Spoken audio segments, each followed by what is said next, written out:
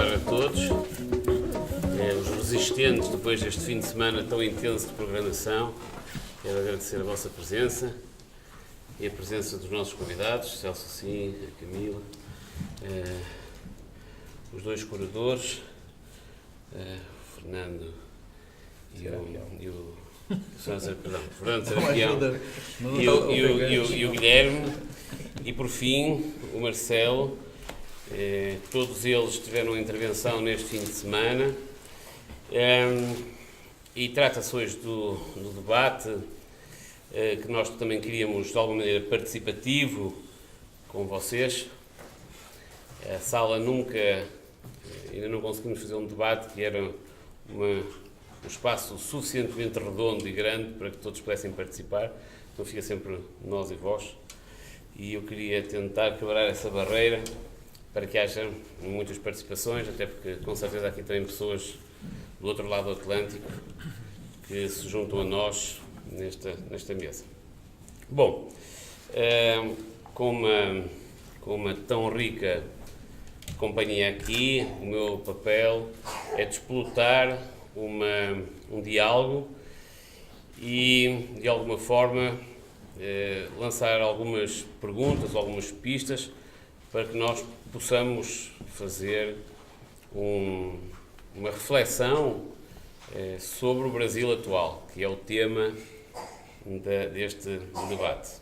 Eu poderia começar por várias pistas que foram deixadas neste fim de semana, que era a apresentação feita, musicada, que fala um pouco neste espaço poético e que nos já deixou algumas reflexões sobre Brasília e a quem esteve atento, algumas mensagens, algum posicionamento, mas eu pegava numa expressão que o Marcelo utilizou, que é do Labra Rocha: Deus criou a terra e o diabo o arame farpado.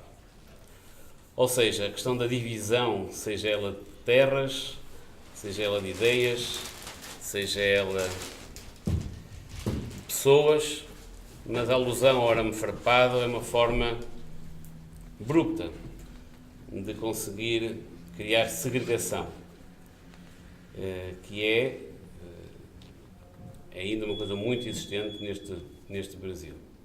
Portanto, eu faria a passagem para ti, Marcelo, já que foste tu que levantaste esta palavra, para também do ponto de vista territorial. Não quero ficar preso, sendo isto a Casa da Arquitetura, de ponto nenhum na arquitetura, nem tão pouco na cidade ou do território, mas também nas pessoas que fazem esse território, que vivem esse território, e a relação dessas pessoas com o mundo. Portanto, tens a liberdade de... Bom, vamos ver como é que... Eu acho que a gente vai, se possível, trazer muitas perguntas para esse encontro. Eu acho que a gente tem mais perguntas do que o que dizer, o que afirmar. E eu fui buscar aqui um livro que eu publiquei no mais 2011, que se chama Arquitetura Conversável. E eu vou começar também, na minha nota introdutória, eu fui explicar o porquê desse título conversável. Primeiro que eu acho que é o que a gente mais precisa hoje no Brasil é de uma arquitetura conversável. Que as pessoas perguntam, principalmente em outras línguas, isso não tem tradução. Mas eu acho que a gente consegue entender muito bem o que é isso, né, no Brasil e em Portugal. Mas é uma palavra conversável que eu roubei do professor Agostinho da Silva, que tem um livro maravilhoso que chama Vida Conversável. É uma coisa... E ele, por sua vez, eu conto aqui na minha nota prévia, roubou de Pedro Lopes de Souza, que passando pelo Brasil ali por 1525, por aí, 1530, escreve uma carta ao rei de Portugal, passou muito rapidamente, dizendo que o lugar era interessante e as pessoas interessantes, que talvez com algum... Quer dizer, eu estou exagerando ou traduzindo uma frase muito escrita àquela moda antiga, dizendo que com algum talento, quem sabe, ali poderia se construir uma vida conversável, né, naquela terra. E a gente acabou de falar isso, nós estamos lutando nesses 500 anos para construir essa vida. Aliás, eu acho que esse grupo que vem para cá fazer essa exposição, essa movimentação que vocês estão fazendo na Casa da Arquitetura, é mais um foco dos muitos focos, que são muitos, é claro, não é que a gente está totalmente sufocado, mas dessa resistência para se construir uma vida conversável. Quer dizer, esse Brasil que nos incomoda, que nos apaixona, que nos incomoda, é o Brasil que nos interessa. E aqui a gente está tendo um lugar para falar disso, para falar daquilo. Mas é muito difícil, e a gente tem que ser muito forte, tem que ficar em pé, tem que aguentar em pé, né? Não cair das pernas. Enfim, como é que é essa coisa da luta, da vida conversável? Como é que se faz? Como é que se abate, se corta esses arames farpados? Como é que podemos... Eu acho que isso está aqui nessa exposição, está nesses encontros, muitos, como você disse, foram muitos, né? 61 encontros e pessoas falando. E eu acho que talvez isso comece a ser uma coisa que vai acontecer muito pelo exterior, em outros países, porque no Brasil a gente sente um medo, né? A indignação, mas também tem medo, a gente está com medo no Brasil. E é terrível isso. Quando é que a gente vai passar da fase do medo para a fase da raiva? Porque precisamos ter raiva também para poder reagir. Desobedecer para você, né? Ficar puto, Enfim, vamos falando por aí, porque isso é uma conversa. Camila, queres falar um pouquinho como é que, através também da cultura, pode haver essa promoção do diálogo ou essa resistência sobre valorização de algumas questões que todos nós valorizamos e que às vezes parece ficarem momentaneamente esquecidos no cotidiano das cidades? Deixa eu falar alguma coisa aqui antes de você, só para aliviar um pouco a barra. Não custa lembrar, né, que acho que todos aqui vão tender a falar, é um assunto inevitável do que acontece com a política hoje no Brasil. A gente vai tentar não ser tão monotemático também, porque senão a gente fica ali na lama e não sai dela. Né? Mas não somos nenhum de nós analistas políticos, nem sociólogos. Então, são arquitetos e artistas que estão se aproximando desse assunto e tem que fundar aqui uma voz para falar disso, né? Então, vai lá. Sim. Bom, eu vejo esse movimento de aniquilamento, né, de silenciamento, de quando você... Todos os fomentos para o teatro, as casas de cultura estão... Agora o fórum popular de consulta para N, não só para cultura, né? Isso tudo sendo esvaziado, esgotado. Há esse movimento de aniquilamento. Mas eu estou muito conectada com o outro movimento, que é o que me dá eixo, que me dá dignidade, que é de ação, de povoar, de ocupar, seja pela música, pelo teatro. Acho que o teatro nunca teve tão veemente assim, tão declarado no fronte, sabe? Contra esse conservadorismo, contra a intolerância. Então eu tô navegando nessa tempestade, sabe? Entendendo que há um legado muito interessante de jovens, quando eu vejo jovens secundaristas, quando eu vejo uma mulher como a MC Martina, da Maré, dando um plá no seu slam, falando, tendo uma visão crítica e muito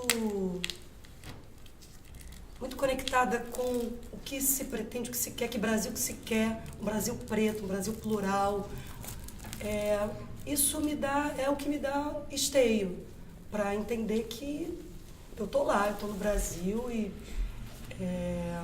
acho que essa coisa da conversa que você falou, para mim é muito fundamental. Eu estou promovendo na minha casa, no coletivo de mulheres, nas Xotas, um coletivo de estudo, porque eu estou entendendo que também precisa, para ter estratégia, para você ter ação, não pode ser lá só no romantismo, só no afeto, só no idealismo. Você tem que pensar. Então, eu também não tenho respostas, mas eu estou entendendo uma senha de pertencimento para eu me sentir gente, atuante nesse tempo, está sendo esse, de dar a mão para colegas, de fazer um trabalho que fale um pouco sobre isso, que enalteça as nossas origens, que aponte para uma linha de enfrentamento através da cultura, através da música, através do Mano Brown, através da Grace Passou, dando voz, não só a nossa, né, mas para que valores, ideias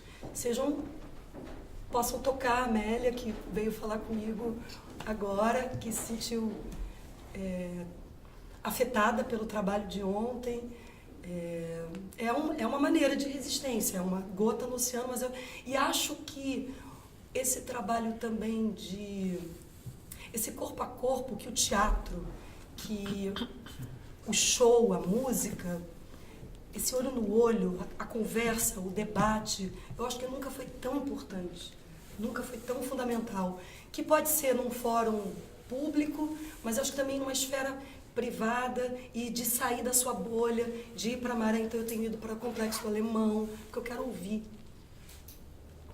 eu quero entender o que de lá está me dizendo. E eu estou vendo coisas muito interessantes, sabe, em manifestações culturais.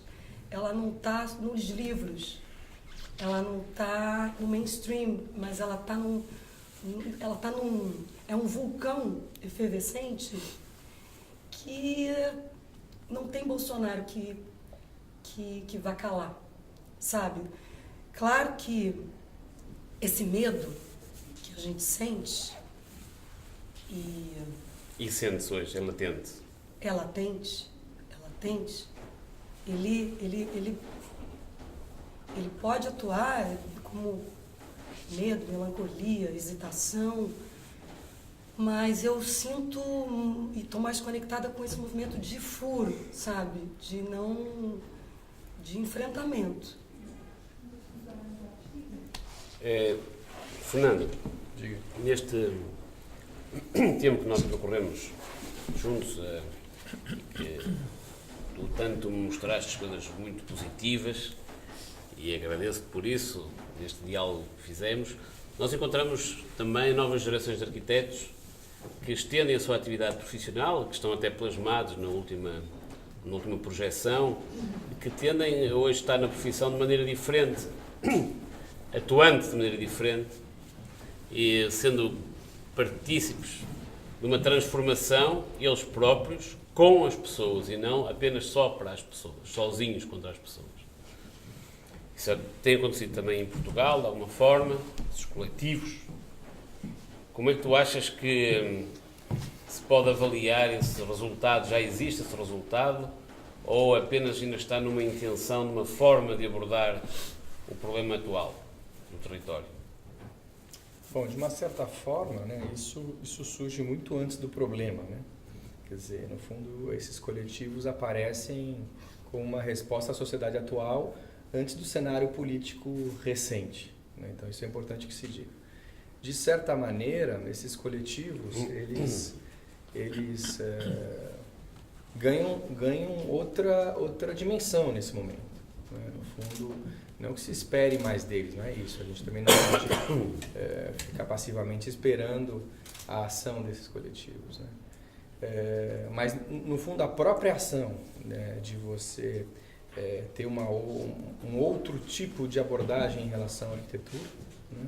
Um pouco como o Marcelo, no fundo, o Marcelo ontem deu a prova que é um ativista da arquitetura desde sempre, né? Ou seja, ele vai atrás do que lhe interessa. E não é de agora, né? Não é independente de ter clientes ou não ter clientes para aquele programa, né? E, ou seja, no fundo, ele falou uma coisa muito curiosa ontem, no sentido de, né, do ativismo de tirar do privado a toda custa, quase que um Robin Hood, né, e entregar ao público, né, ao coletivo, seja o que for, né. Então, mas esses coletivos ganham outra dimensão nesse momento, e lógico, a gente tem que esperar para ver o que vai acontecer, né? Tem que esperar para ver a ação, mas óbvio que um coletivo, mais o outro, começam a fazer diferença, né? Então, no fundo, a gente tem que entender dessa maneira, né? Não é o objeto final do trabalho deles que importa. Todo o processo. É a ação. Né? É a ação em si, essa palavra que já está aqui, dita por todos, né? Uma ação de resistência nesse momento, né? De resistência frente a um cenário que a história parece cíclica quando a gente vê a exposição, né? Dá um temor dessa história cíclica, mas eu tenho para mim que não é que não é, mas é outra, são outros componentes, né? São outros atores, né? É mais complexo. É muito mais complexa, né? Então, óbvio que a gente também não tem instrumentos claros para lidar com isso, né? Então, por isso o medo, né? Por isso a reação da resistência, mas a gente, quando terminou efetivamente a montagem da exposição, esse cenário não estava traçado, politicamente a gente não tinha tido o resultado da eleição. Eu sou um otimista eterno, um bobo alegre, e o Nuno me perguntava, eu achava que era impossível aquele cenário antes do primeiro turno, né? Era impossível, imagina, isso é uma bobagem, esse negócio não passa no Brasil. Né? Não passa pela cabeça de ninguém. Eu achava que o Brasil não mereceria aquilo e, enfim, o brasileiro não absorveria aquilo da maneira como foi, né? E não votei no primeiro turno, porque estava aqui, na verdade, e quando voltei, uma coisa muito forte, casualmente eu voltei no domingo, que era a votação. O avião pousou às 6 da tarde, né? E minha família, 5. Minha família voltava em outro avião às 6. Então eu fiquei ali na mala, no espaço de pegar a mala, 1 hora, esperando eles para pegar o mesmo táxi, ficar mais barato e a gente se encontrar. E me chocou muito a reação daquelas pessoas que pegam o avião internacional, né, de felicidade frente ao cenário do primeiro turno. Né? Então, assim, me deu uma angústia muito grande, lógico, como não seria diferente. Bom, eu queria referir que uma coisa que é importante neste debate, obviamente, que a situação política é incontornável.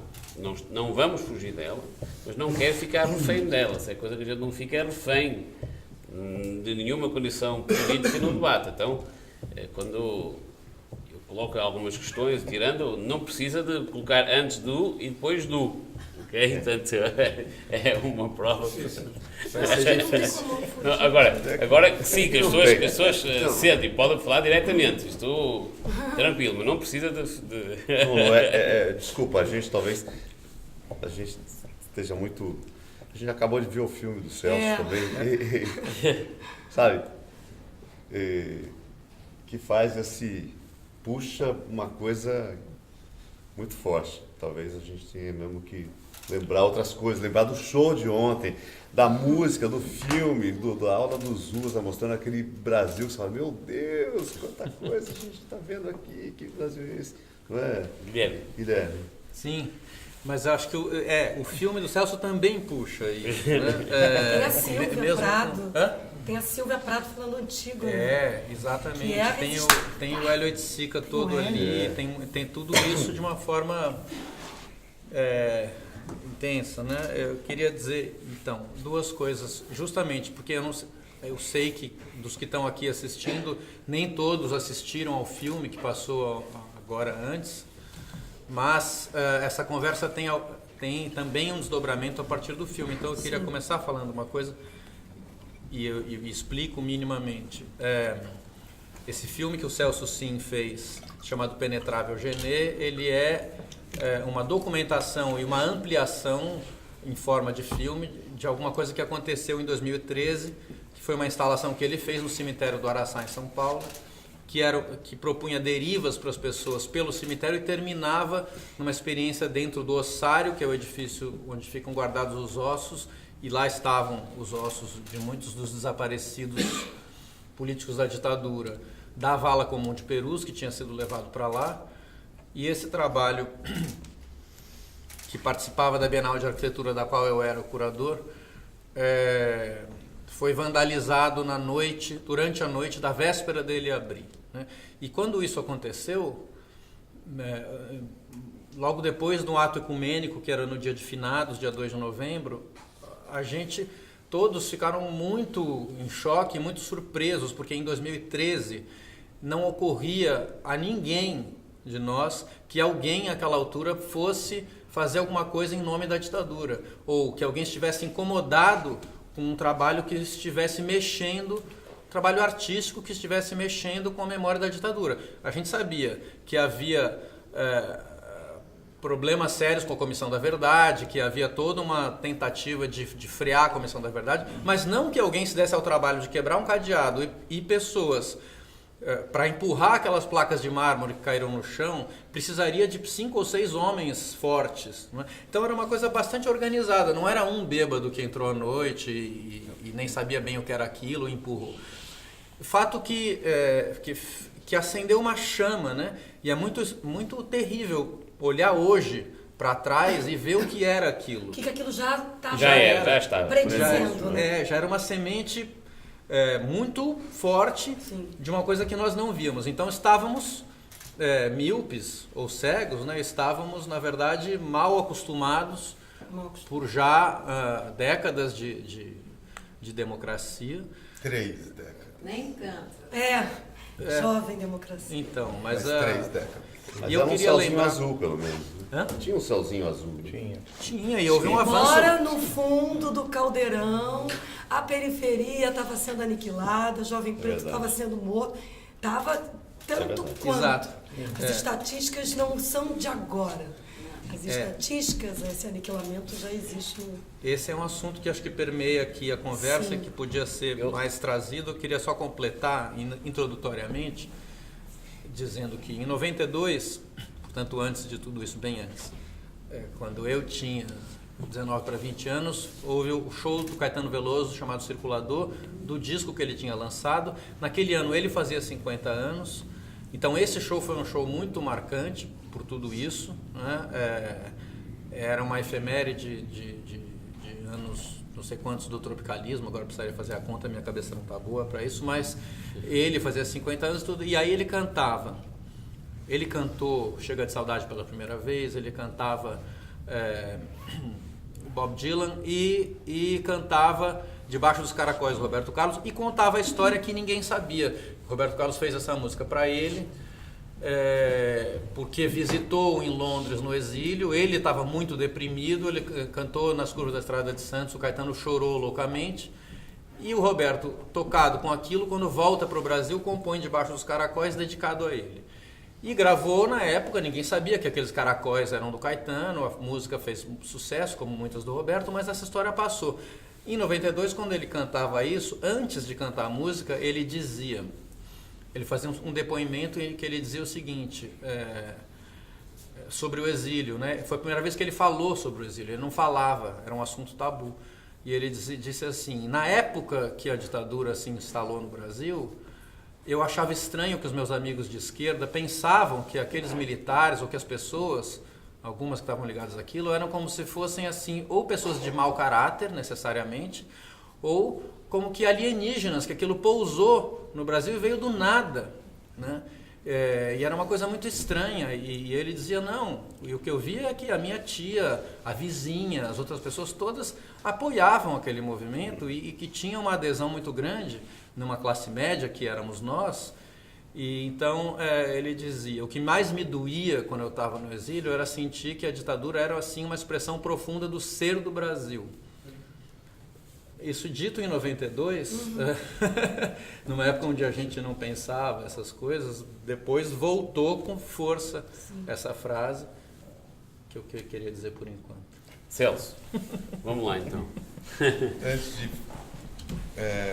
falar 2 coisas, vou falar uma 0 coisa, que é sobre cemitério 2013, antes do vandalismo, do crime, que seria o dia da vernissagem do Penetrável Genê, o muro do cemitério do Araçá tinha virado um espaço expositivo, uma tentativa da prefeitura, pelo tamanho e o recuo da calçada, é um espaço expositivo perfeito. E a prefeitura colocou exposições de fotografia sobre junho de 2013, e que elas foram na madrugada seguinte arrancadas, e pela primeira vez eu vi 3 pichações que não faziam sentido, eu nunca tinha visto. Uma era Viva a PM, Viva a Polícia Militar, coisa que nenhum pichador escreve, porque pichadores e polícias não comunicam. Pela intervenção militar e alguma coisa contra comunistas, que era uma coisa muito nova, assim, e que depois virou um lugar comum, né? Você lembrando de 92, Caetano dizendo, faz mais sentido ainda, né? Mas as duas coisas que eu quero dizer é o seguinte: quando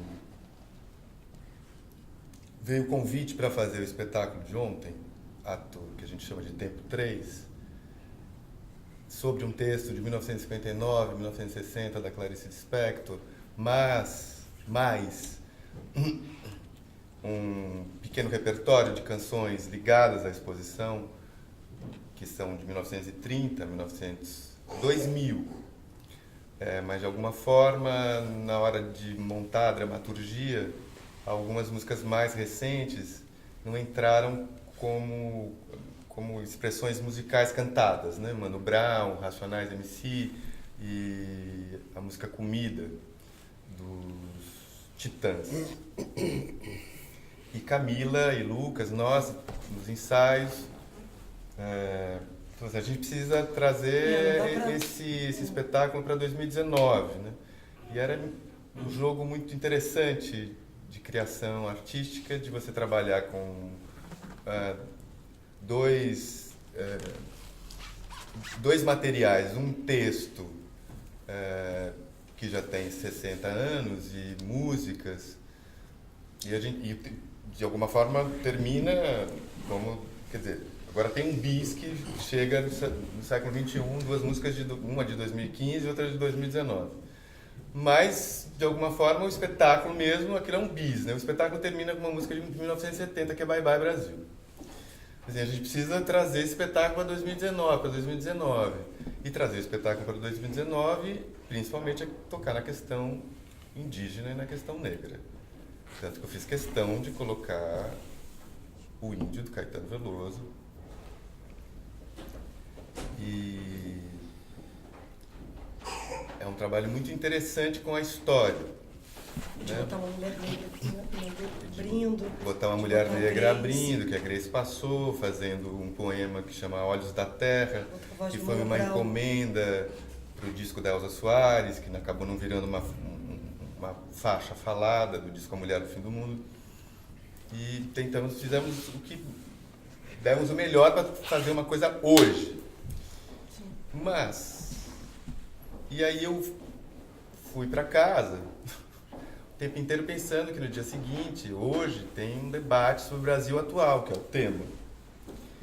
E ontem, indo para o hotel, eu comecei a lembrar de um livro. O ano passado eu fiquei 8 meses em Portugal e eu praticamente li o livro Brasil, uma biografia, que é um catatal de 800 páginas, da Lili Moritz e da Elise Starling. É um livro muito fenomenal. O Brasil como uma pessoa, né? Por isso uma biografia. E é um livro que eu estudei, assim, eu li ele muito devagar, porque, primeiro, que é um livro grande.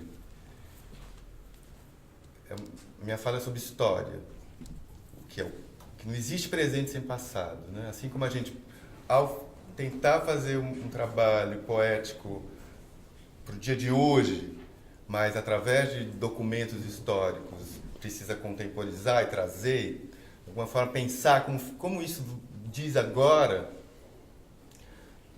Por outro lado, o que eu vou dizer sobre o Brasil atual? Não é Bolsonaro.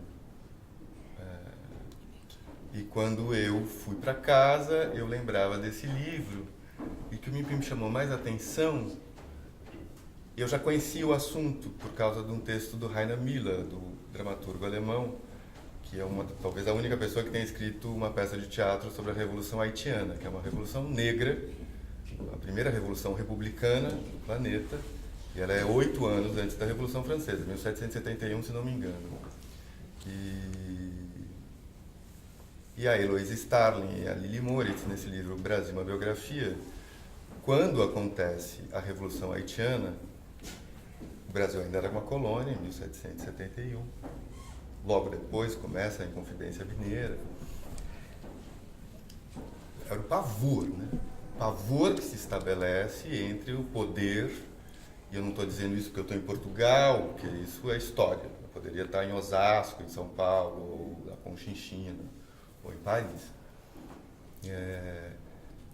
E a partir do momento da Revolução Haitiana, este é o assunto, esse é o medo, pavor do poder, digamos assim, né? Para não dizer da elite ou dos comandantes. E tudo é feito para que não haja uma revolução preta no Brasil, uma revolução de escravos, né? Porque é isso. Os escravos haitianos fazem uma revolução e estabelecem uma república. É uma república negra. Esse era o pavor. E esse pavor continua, ele vai. Porque depois, enfim, né? A história não para.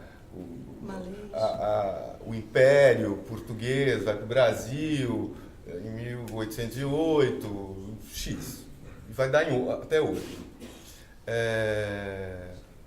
E chegando aqui, hoje, eu lembrava disso que eu tinha pensado ontem, Heloísa Starling, Brasil, uma biografia, Haiti.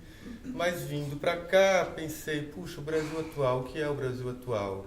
O que eu vou dizer? Bom, a questão é da terra. Essa é a maior questão do Brasil. É a questão da terra. Não à toa que... Agora ficou explícito, porque as coisas todas saíram do armário, ninguém mais tem pudor de dizer que índio é vagabundo, que artista é vagabundo.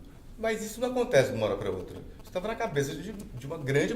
Como Caetano Veloso já em 92 chamou a atenção de que a ditadura era talvez o estado ideal para algumas pessoas.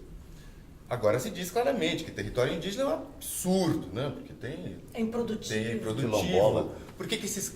Hoje eu li um negócio inacreditável que era uma política, não sei de onde, uma deputada federal, eles têm 13% das terras brasileiras. A agricultura usa 9%. Os dados não são verdadeiros, da fala dessa deputada. E diz assim, mas eles têm 13% e são extremamente miseráveis. Quer dizer, o pensamento é totalmente... do branco colonizador. Eles não estão dizendo que eles são miseráveis, né? Pelo contrário.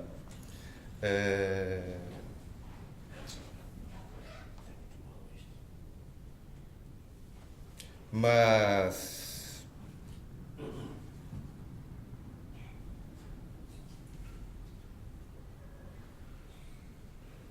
eu tive uma falha cognitiva agora, de memória. Sim, mas é que tinha uma outra coisa para terminar a minha fala. Minhas orelhas estão vermelhas. Eu sei sentido.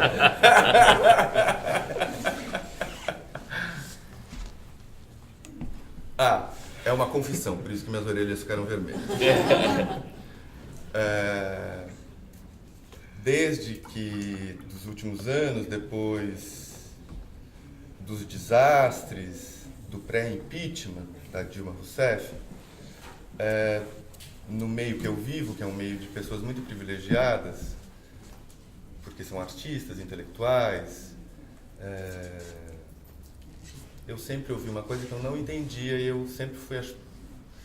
As pessoas estranhavam porque eu não compactuava dessa posição, dessa visão, que é a classe média brasileira é muito retrógrada e está muito incomodada com a ascensão dos pobres negros e principalmente dos negros da universidade, mas as pessoas falavam muito da coisa dos pobres andando de avião, e eu, como eu de alguma forma não conseguia ver isto, eu dizia, não acho que o problema há, mas não é este, e eu ao recusar esse lugar comum das pessoas com que eu convivo, chamava muito a atenção a minha ausência, ou a minha incapacidade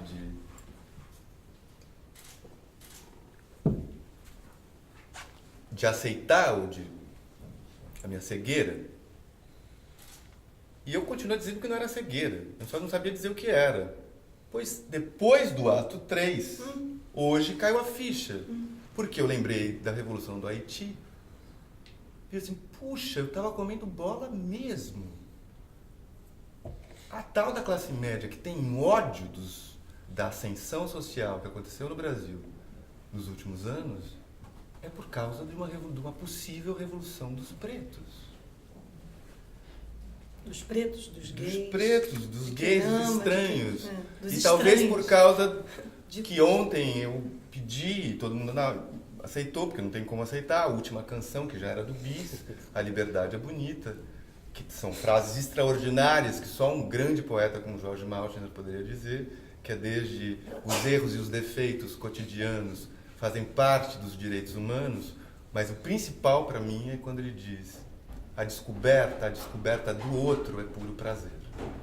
Isso é exatamente o contrário do que vivemos no Brasil, que na verdade vivemos isso há muitos séculos, que o outro é o problema. E o Jorge Maltner, como um grande poeta e generoso, ele inverte, diz: não, a descoberta do outro é puro prazer. E isso também conversa com Eduardo Vivejo de Castro, por isso que ontem eu coloquei aquela imagem engraçada e genial e profunda do André Valias, que é um quadro do Descartes com uma cara de índio, escrito índio, logo resisto. Porque justamente o Eduardo Vivejo de Castro, que é esse grande intelectual brasileiro, talvez o intelectual mais importante do Brasil hoje,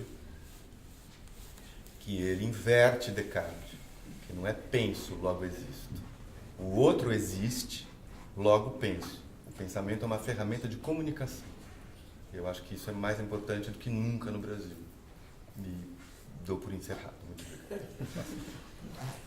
Marcelo, essa questão das minorias,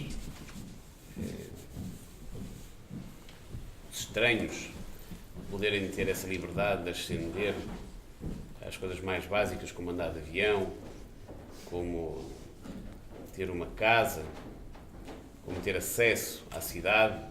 80 e picos % da população vive em cidade. E, curiosamente, é nessa cidade que surge o conflito, ou nas bordas dessa cidade. Como nós podemos ser atuantes nisso? Não enquanto profissionais, mas enquanto... Só lhe corrigindo, não são minorias, é a maioria.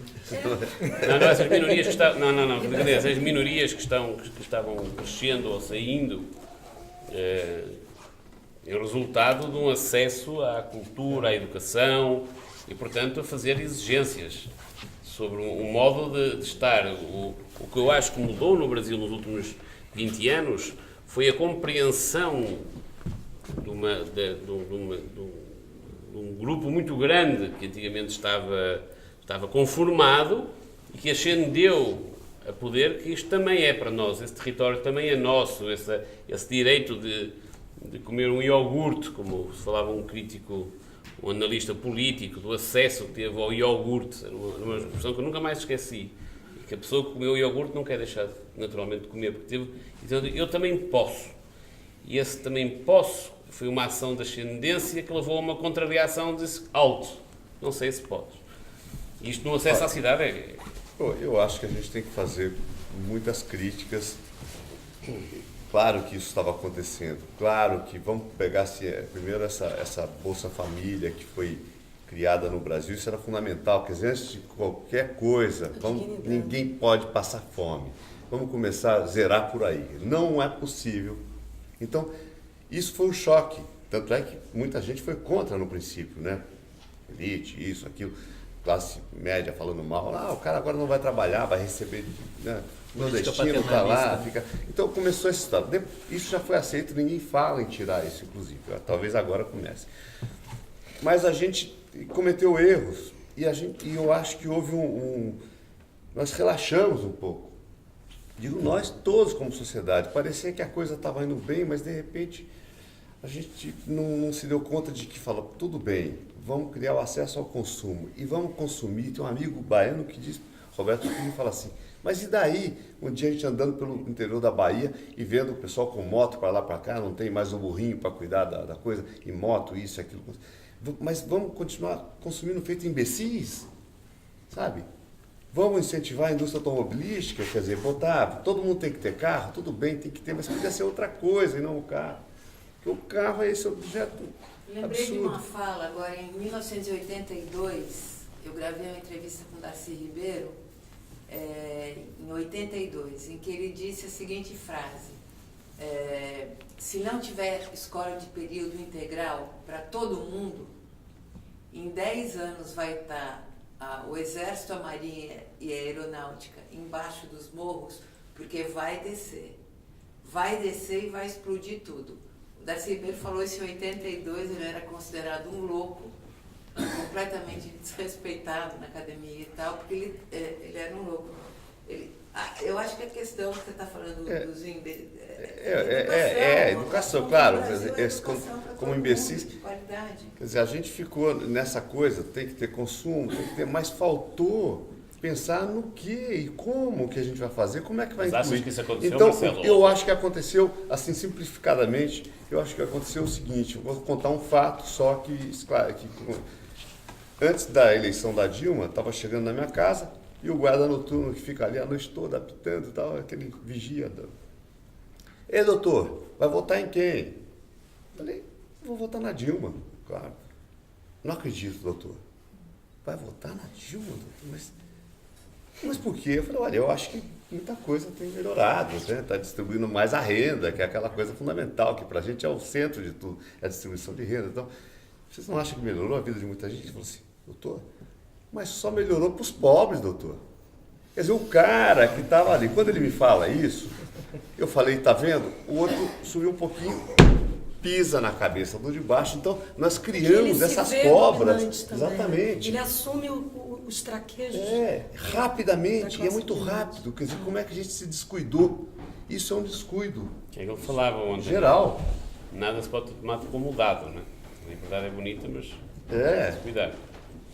E eu acho que houve um E no caso, os tanques que subiram as favelas, os tanques que ocuparam, quando você tem a intervenção no Rio de Janeiro, né, a favela não desceu e se sistematizou essa ocupação às avessas, né, de morte, institucionalizada, de achar que criança uniformizada com roupa de escola pode ser, tem que abrir a mochila, todos são suspeitos, todos são possíveis marginais, todos são marginais. Você está ali quando não é isso. Não há mais nenhuma descoberta a ser feita sobre o outro, porque tudo que não sou eu é inimigo. É inimigo.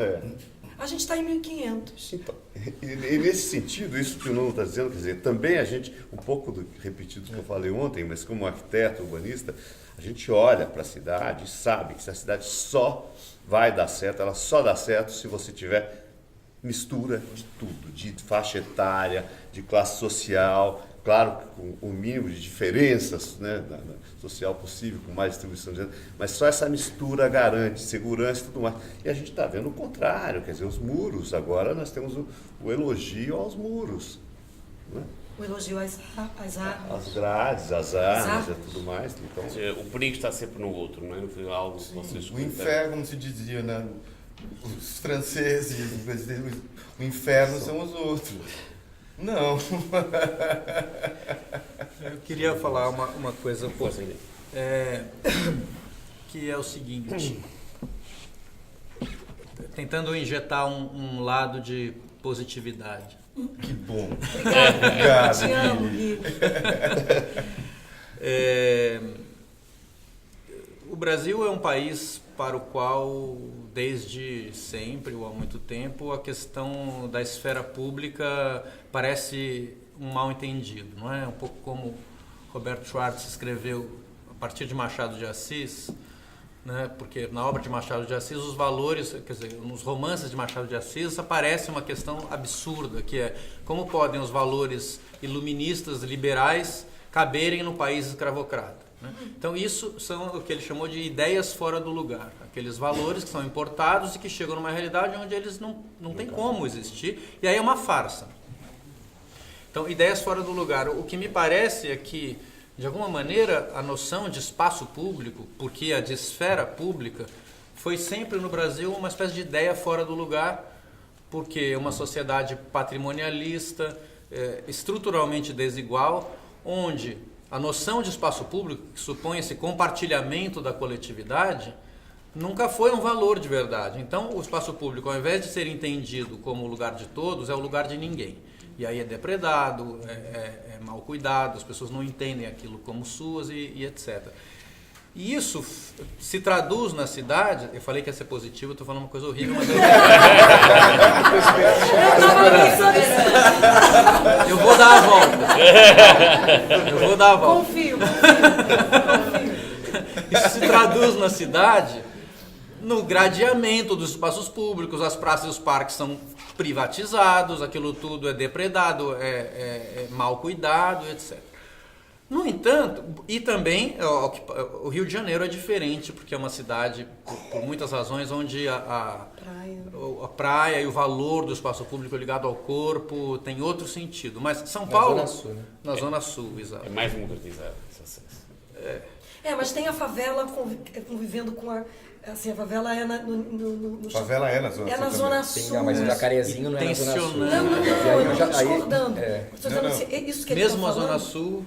tem uma convivência que é diferente de São Paulo. A periferia é a periferia mesmo, né? Existe a periferia do Complexo do Limão, da Maré, mas tem essa coexistência que cria uma... Mas que acaba sendo muito maior do que a periferia do morro da Zona Sul. Sim. É muito maior. Sim. É muito maior. Sim, onde aí essa aí, questão... e tem uma ponto, falsa né? convivência. E no final das contas tem o Cristo ali. Parece que você está no Rio de Janeiro. Ao longe, está 2, 3, 4, 5, 10, 20 quilômetros. sim. Aliás, É uma desculpa, falsa paisagem. O Né? Brasil só vai dar certo na hora que se derrubar essa estátua desse Cristo e botar pelo menos um índio ali em cima. Isso é a coisa mais necessária a ser feita, é derrubar esse Cristo. E o Bandeirantes em São Paulo. Mas E continua aquele aqui. gato ali. Então, voltando. A parte positiva, né? Isso. O que eu ia dizer é que, sobretudo para uma cidade como São Paulo, já se considerava, dava de barato e era natural que para os paulistanos de classe média, de classe alta, a ideia é que não tinha espaço público mesmo, e tudo bem, as pessoas podiam circular de carro, se sociabilizar no shopping e morar em condomínios fechados. Né? Esse modelo de cidade começou a entrar em crise nos últimos 10 anos, digamos assim. Começaram a surgir movimentos de ocupação do espaço público, isso é, de desejo por espaço público como afirmação de valores que parecia que não existiam antes. E é difícil explicar isso. Né? Você vai ver por quê, como assim, nasceu onde, de que jeito, por que razão exatamente, podemos tentar depois se for o caso, mas é difícil. O que se, no entanto, é um fato. Isso se percebe, vários movimentos organizados, ocupando, querendo gerir coletivamente praças, batalhando pela transformação de rodovias como Minhocão em um parque. Então isso, o Parque Augusta, um movimento organizadíssimo, isso fez junto com, sobretudo, eu acho que a origem disso tudo está na Parada Gay, que é fortíssima já há muito tempo em São Paulo, na virada cultural, né? E aí com isso o carnaval de rua, túmulo do samba, São Paulo, de repente agora o carnaval de rua fortíssimo. Então isso tudo se juntou num movimento que não é só de classe média, ele é maior e fez com que isso virasse uma força, terminasse com a Avenida Paulista aberta nos domingos como um grande sucesso. E isso eu acho que esse é o lado positivo da história, quer dizer, a sociedade civil com desejo de alguma outra coisa, né? E pressionando para que isso exista. E acho que a reação conservadora política que existe no Brasil, ela expressa, em certa medida, essas conquistas também. Essa gente que botou a cara e começou a afirmar valores que ninguém estava muito afim.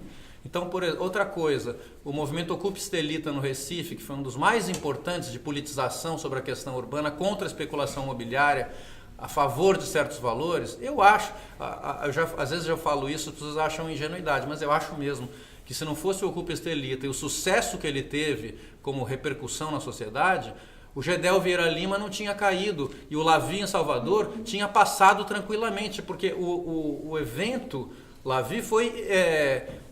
não dava mais, não era possível aceitar aquele absurdo daquele prédio gigante no meio, acabando com toda a legislação e etc., numa cidade histórica, quando já tinha o Ocupa Estelita lá atrás, com David Harvey junto, com todo o movimento de conscientização, batalhando por esses valores. Então, o que eu acho é que estamos em plena disputa de valores. Eu lembraria também do movimento dos secundaristas, né? Ah, claro. Sim, exatamente. de ocupar as escolas, de serem autogestores. Foi muito impactante, isso foi em nível nacional, né? Super. Isso não foi só... Isso foi São E foi Paulo. bem sucedido e foi vitorioso. Vitorioso. Eu vi um espetáculo, Queima Chama. Quando quebra queima. Quando quebra queima, que é a expressão artística dos próprios secundaristas, que se tornaram, que quiseram narrar sua própria história. Que impressionante, assim, como vitoriosos mesmo, sabedores do que estava, do que aquilo simboliza, do que aquilo também marca para eles e para quem assiste o espetáculo, o que aquilo significa. Por isso que eu acho que é isso que eu chamo desse vulcão, essa lava, ela está muito acesa, indo de encontro ao que você está falando. Isso não está... Isso está muito... E tem tido capacidade de fazer alterações, no caso, por exemplo, dessas exigências da abertura da Paulista, pelo menos num dia por semana, para que seja devolvido esse grande espaço público qualificado, dos mais qualificados de São Paulo. Mas o poder público tem respondido a essas exigências ou tem ainda resistido a essas exigências? Não, no tempo da prefeitura do Haddad respondeu Sim. muito. Aliás, encampou essa política, né? Agora não, ao contrário. Mas Isso vem da periferia Então, ou Ganhamente, o Minhocão tudo. foi aprovado Por um do prefeito Collor. que é o... Mas no caso do Carnaval, no Rio de Janeiro, que é uma expressão já tradicional de ocupação do espaço público, há uma perseguição dos blocos. Só que assim, eu participei desse Carnaval, fiz questão de estar no Carnaval do Rio de Janeiro, porque eu achei que, para mim, isso é movimento de resistência. A gente foi deturpando, porque a gente, em outro horário, mas houve pessoas que tiveram que responder processo, que foram impedidas. Blocos grandes, já blocos que já têm uma certa vida, foram impedidos, multados, pessoas foram multadas, querendo impedir esse movimento. Mas no Rio a prefeitura declaradamente contra. Sim, Lá, declaradamente. São Paulo ainda Cortou viu pela metade o repasse para as escolas de samba que já vinham com muita dificuldade, botando de pé na avenida, precisando de patrocínio, de temas absurdos, contar a história de uma empresa aérea, contar a história da Escandinávia, sei lá, para poder botar algum dinheiro? a escola de samba de pé, mas ao mesmo tempo temos aí o Samba Enredo da Mangueira, né, esse ano, que também fiz questão de estar presente, que assim, um hino de resistência, assim, ícone dos nossos tempos, assim, a necessidade de reescrever a história, de entender o que está na moldura, o que está no papel, não é o fato fechado, que essa história pode ser recontada, né? Que a gente tem que ouvir outras vozes. Eu acho muito feliz, tanto na samba, no dito, como nas alegorias. São outras possibilidades, revoltando a minha fala, são outras maneiras de resistência, que são... A cultura não para. De maneira tentando ser positivo também, de alguma forma, mas sendo negativo também, que não tem como. Mas, e voltando para o campo da arquitetura, de uma certa forma, a gente pode fazer uma outra leitura da exposição que está aqui embaixo. Né? É uma exposição onde praticamente 90% dos projetos foram de resistência. Quer dizer, eles são belos exemplos de resistência desde a década de 30, 36, 38, 40. Mas isso que são exceções. Não, óbvio, são exceções. E que não conseguem contaminar a regra. Porque, de uma certa forma, a gente não pode esquecer um dado que é fundamental na conversa, que a arquitetura, ela vai espelhar uma sociedade. Não tem como. Ela é um espelho, ela não é um poema feito por um poeta sozinho no quarto dele. Ela tem que ser financiada e ela vai espelhar uma sociedade. A arquitetura brasileira espelha a sociedade. A arquitetura que está aqui embaixo é uma arquitetura que é uma parte muito pequena da sociedade. Então, assim, nós temos as escolas, os espaços culturais. Mesmo quando tem uma casa aqui, é uma casa que é uma casa manifesto. Ou seja, há essa ideia. No fundo, o infinito vão, no caso, ela pode ter duas leituras. Da técnica, mas da resistência, né? Que no fundo, o vão é o que nós não fizemos. Que é infinito. Não fizemos o espaço público, não fizemos as escolas. Em uma e outra ocasião, com o Darcy fazendo com o Niemeyer, né? com o PT fazendo com os céus na periferia, mas esses são exemplos menores do que representam aquilo que a gente está mostrando aqui, uma coisa ínfima, é uma gota d'água. Deixa-me ir a um exemplo que é provavelmente naturalmente uma exceção, que não se completou, e já explico porquê, que é o caso do MUL, que era para ser um shopping e foi transformado por um conjunto de vizinhos num museu. Que, ok, não tem acervo, que tem ainda grades à volta e não tornou aquele espaço completamente acessível 24 horas a todo mundo, mas a verdade é que já existe, e deu uma bela peça de arquitetura, essa resistência, nesse caso até... Mas a resistência aí foi uma resistência da elite dos ricos que E é por isso que tem a grade.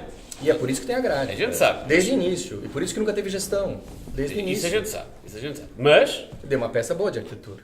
Não obstante esses elementos-chave que são até identificáveis pela obra A, B, C, marcam hoje um diálogo, ou pelo menos um discurso sobre essa arquitetura, sobre essa cidade, que diz, claro, como o Paulo Mendes Rocha costuma dizer isso, não é?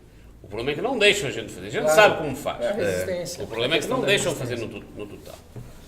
E eu agora transportava, aproveitando o Paulo, na nossa última conversa com ele, lá no Infinito Vão, no IMS, que eu confesso que nestes 3 anos de trabalho eu revi-me muito no Brasil. Encontrei muitas coisas que eram nossas, no bom e no mau, mas em grande. O que era mau era muito mau, e o que era bom era muito, foi muito aprimorado. Você tivesse a capacidade de ir aprimorando os defeitos e as qualidades que eram nossas. Nossa, olhava aquilo assim, a burocracia é imensa, igual à nossa, mas muito grande. E as coisas boas também, ou seja, foi um trânsito muito afetivo, e descobri muita coisa, eu imagino, provavelmente os brasileiros quando visitam Portugal, visitam o Porto, Lisboa, redescobrem, não se sabia reencontram. que era tão português assim. Claro. Tal como os italianos, que afinal não eram tão italianos, eram mais portugueses. Claro.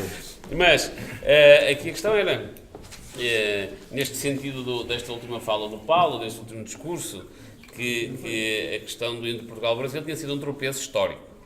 Isto só para reportar, naturalmente a quem não assistiu, que em jeito de provocação, o Paulo dizia que nós atravessávamos, Paulo Mendes da Rocha, desculpa, que nós atravessávamos nas grandes cidades europeias, atravessávamos o rio e tínhamos a mesma cidade do outro lado. Na outra margem estava a mesma cidade. Atravessávamos... e que, no caso de Portugal-Brasil, tinha sido um tropeço histórico com 400 anos, que era nada na história da humanidade, que a gente atravessava um pequeno rio que chamava-se Oceano Atlântico e deveria ter Portugal ao outro lado, ou ao contrário, ter mesmo o Brasil deste lado, como se fosse uma grande cidade, e talvez ele fazia a capital que deambulava num barco, que seria a capital flutuante desse mesmo país. Eu perguntava-vos, vocês curadores, que transitaram talvez nos últimos anos passado tu, Fernando, passaste pelo menos aqui 2 meses, destes últimos 10 meses da tua vida aqui, e vocês que vieram também frequentemente, inclusive o Celso, que esteve cá a morar, neste trânsito, o que é que vos agradou mais neste reencontro? O que é que vocês descobriram que pode ser positivo para revoltar a levar, ou ao contrário, trocar, de maneira a servir para resolver aquilo? Estavas a dizer, Camila, que voltamos aos 1500, então...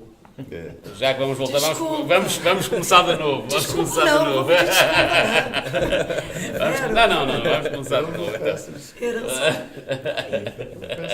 Não, já tirei, retirei. O que é que tu...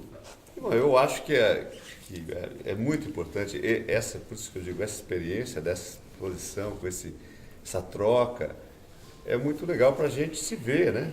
Eu sempre defendi que é muito bom ser brasileiro, mas se olhar a partir de Portugal. Assim como eu achei muito interessante olhar para o Brasil a partir da África, a gente se descobre completamente. E aqui a sensação é essa, eu não sabia que eu era tão português, né? Uma coisa óbvia. E olha que a gente vem de uma cidade, de São Paulo, que é uma cidade que, pelo menos no tempo que eu estudei, meus colegas iam direto para Milão, para Paris, e passavam por cima de Portugal. Sempre. Essa coisa é recente de brasileiro para cá, inclusive por outros motivos que não os meus da época, né?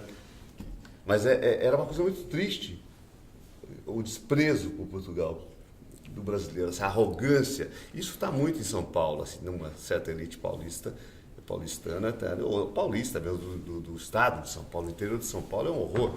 Texas, sei lá, São Paulo é mais Miami, né? Miami.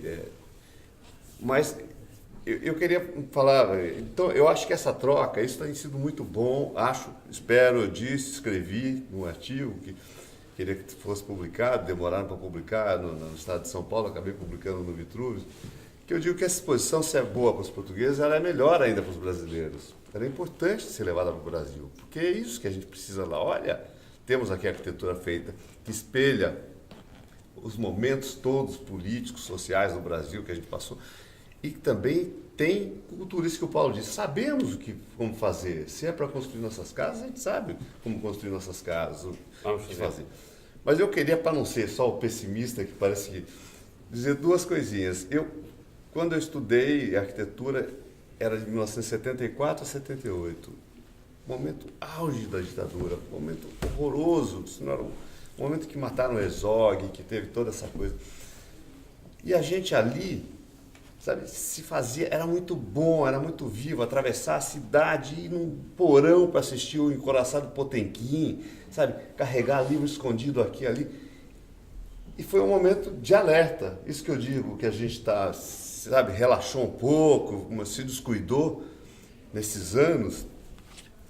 E a gente está de novo tendo que ligar, né, o alerta, ligar de novo. E isso é muito criativo. Eu diria, para ser bem otimista, que chegou, como citando o Voltaire, o Cândido, né? Talvez seja a hora de cuidar dos nossos jardins. E esse é o jardim que a gente tem que cuidar, não é? Esse jardim que é a arte, que é a música, que é a criação, que é a poesia, que é tudo mais. Acho que nada melhor do que fazer isso onde a gente se meteu. Celso, Vita ia tirar um apontamento. Faz. Queres acrescentar ou provoca aqui o... Mas já está acabando isso? Não, tá? Que a gente nem vai conversar aqui com o público. Mas... Bom, eu tinha uma certeza quando eu saí do Brasil, que todos os meus amigos diziam que coisa mais afobada, coisa absurda. Eu tinha uma certeza, e ela estava certa, que era a minha relação com o Brasil ia ficar mais forte. E o ano passado, que eu fiquei quase todo em Portugal, eu meditava sobre o Brasil. E eu podia fazer isso na China, em qualquer outro lugar. Mas o fato de estar em Portugal era bem fazejo mais que tudo. E a questão novamente, a questão da história. O Brasil é um país que até a negligência com o estudo da história e com a educação está ligado. O maior problema do Brasil é a educação. Porque se você não tem educação, você não trabalha com a história. Se você não trabalha com a história, as coisas não fazem sentido. E para esses fundamentalistas que estão no poder no mundo, o mais importante é que as coisas não façam sentido. E o melhor jeito das coisas não fazerem sentido é você cortar a história, porque você corta a ligação entre as coisas. As coisas ficam atomizadas. Então, o absurdo do outro dizer que nazismo é de esquerda, porque chamava Partido Nacional Socialista. Porque se não tem história, você pode colocar qualquer bobagem. E se agora, então, que o mundo é manipulado por slogans e likes, então aí, enfim. Mas a coisa mais importante para mim foi a relação com a história. O fato de estar em Portugal era mais forte, era quase como um combustível.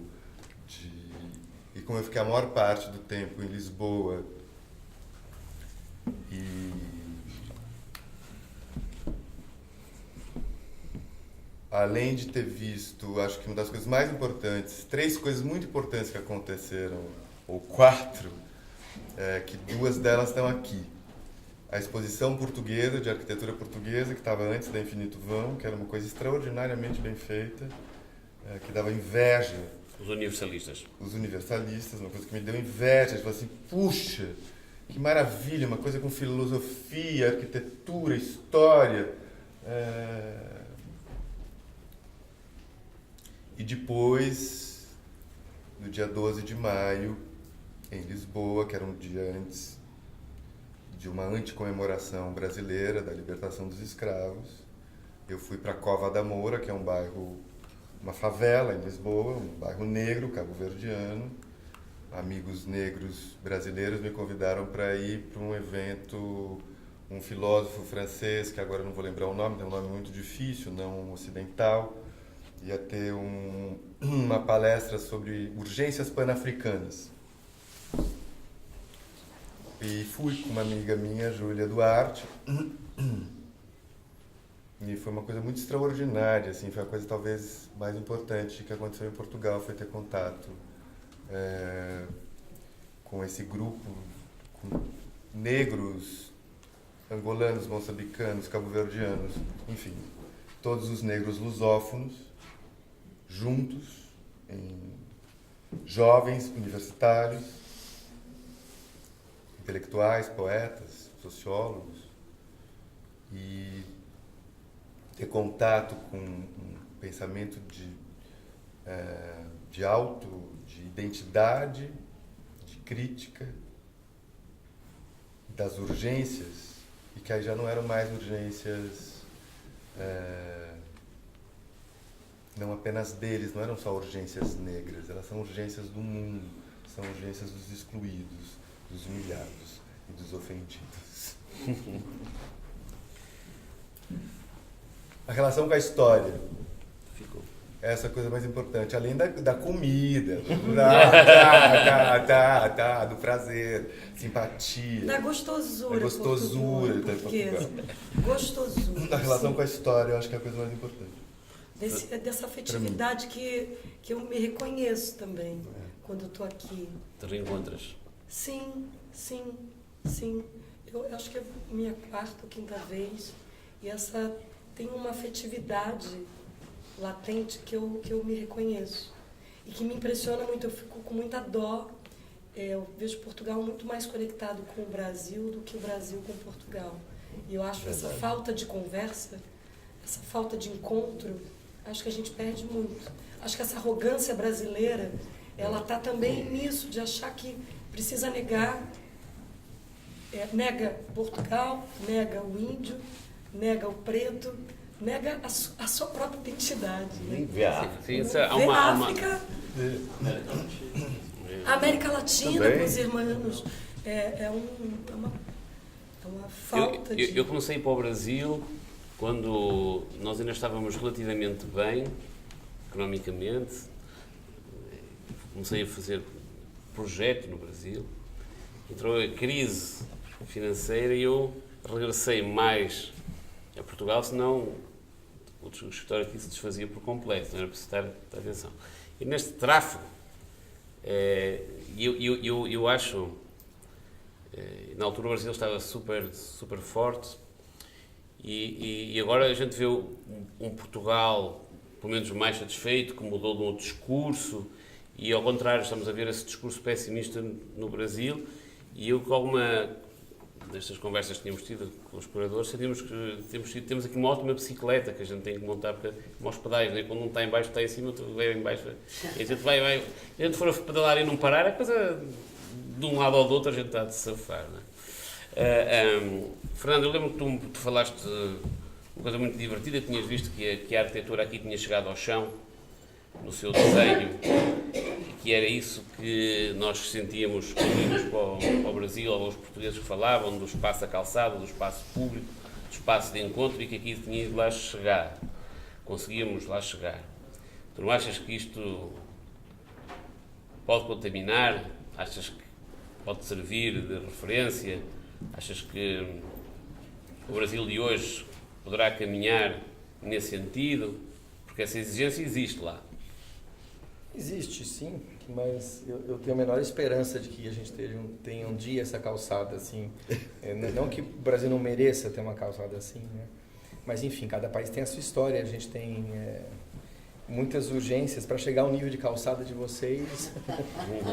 Eu acho que nem meus bisnetos vão viver para ver isso.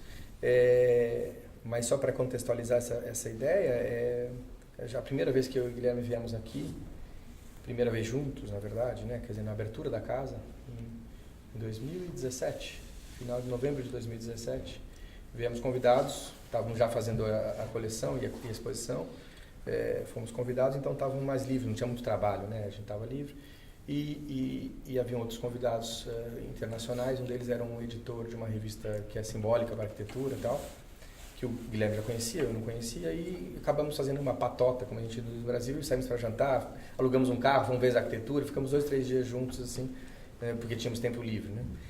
E uma coisa que marcou, no primeiro dia que a gente estava junto, que é o Fernando Marques, editor da El Croc, e o Fernando Marques... Espanhol. E o Fernando Marques falou, não, eu vou a vida dele é Japão, é o mundo civilizado, né? Agora um pouco mudou, o Croc está tentando olhar outras realidades, mas geralmente é um mundo civilizado, né? Então, Japão, Europa endinheirada, né? Estados Unidos, etc. Alguma coisa lá na América Latina, mas, ou seja, quando tem uma potência arquitetônica. E ele disse uma coisa curiosa, ele disse, olha, eu ando o mundo todo e ninguém, nem a Suíça tem uma calçada dessa. Né? Isso ficou na minha cabeça, eu fiquei pensando, e de fato foi amadurecendo isso nesse 1 ano e meio, quase 2 anos já. E ontem fomos a Guimarães, né? Guimarães é uma cidade aqui pertinho, onde a primeira calçada com esses exemplos fortes foi feita na década de 70 com o arquiteto Fernando Távora, né? Ou seja, um centro histórico onde foi feita uma remodelação do chão, da arquitetura chã, né? Aí outra relação da arquitetura chã, né? E o chão é contemporâneo, completamente contemporâneo. Os desenhos das pedras são de você lamber. O arquiteto gosta de se aproximar. Uma coisa assim que é não existe aquilo, né? Cada centímetro parece que foi cuidado, foi feito, mas é absolutamente contemporâneo e aquele passado na cidade toda. E geralmente as pessoas não percebem isso, né? Porque no fundo aquilo parece que sempre esteve lá, né? Mas isso, quer dizer, no fundo é uma lição da arquitetura, da Escola do Porto, chamada Escola do Porto. O Fernando Távora é um mestre dessa escola, né? Mas isso começa no sítio histórico, mas vem para Matosinhos, ou seja, parte do país todo tem boas calçadas, bem desenhadas ao menos, por conta de uma escola arquitetônica, ou seja, a Escola do Porto, isso sim é uma grande inveja que eu tenho, colocando em comparação com aquilo que a gente falhou como escolas arquitetônicas e não conseguimos fazer as escolas suficientes, as casas suficientes, quando conseguimos fazer o espaço público que desejávamos nos últimos 90 anos, pelo menos. A Escola do Porto, pelo menos não, mais do que as obras, para mim, no fundo é isso. Mais do que a obra ali, o museu aqui, tal. O que importa é o chão, a calçada é o espaço público mais importante. Não é a praça, é a calçada, é onde as pessoas circulam, as pessoas se encontram, não é? Então isso nesse meio tempo, lógico, é uma inveja, mas eu não tenho uma inveja que não imagino que a gente possa chegar lá, porque nosso esforço é muito grande para chegar nesse requinte. Né? Guilherme, tu podes propor lá na escola. Pode ser? Desenhar o chão. Mas aquilo que, voltando aqui, o Paulo fala, nós sabemos desenhar. O problema é que não deixa. Eu abriria, se calhar, uma outra intervenção, ou uma outra pergunta do público. Eu queria voltar. Podia só dizer o nome. Carlos Frazão. Não. Embora eu goste muito da arquitetura, não, eu queria voltar à questão política, porque já se terminou para muitas áreas. Tem que falar um pouco assim, pausado, que é para... Para eles perceberem. Eu queria voltar à questão política, não sou um politólogo, longe disso, mas sou um observador atento do fenómeno político. E uma das questões que me suscita perplexidades e interrogações, e por acaso julgo que vocês também são sensíveis, embora não tenham traduzido isso, pelo menos até agora, é que julgo eu que o que se passa no Brasil, politicamente, não é um fenómeno isolado. Não. Nós podemos interrogar das causas, não é, que alimentaram esta situação, mas não é um fenómeno isolado, como sabemos. E isso é que deve ser salientado, julgo eu, nessa tal conversação, nesse tal diálogo, porque o fenómeno é muito mais profundo e preocupante. Porque se fosse uma questão que se limitasse ao Brasil, era já de si dramático, dado aquilo que se passa no Brasil, que é dramático o que se passa no Brasil. Mas como não é, de facto, limitado ao Brasil, a questão é muito mais ampla. E a questão, utilizando a expressão, que ao bocado utilizou do mundo civilizado, o mundo civilizado está impregnado, de facto, de uma mentalidade conservadora, reacionária, muito preocupante. O mundo civilizado, chamemos de entre aspas.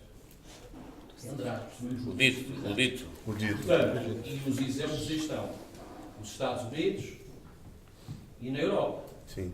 Na Europa, onde já há concretamente figuras como Orbán na Hungria, por exemplo, e o caso da Rússia, eu acho que é preocupante, mas tem outras características, não é? Aí há outras características. Polônia, Itália. Na Rússia.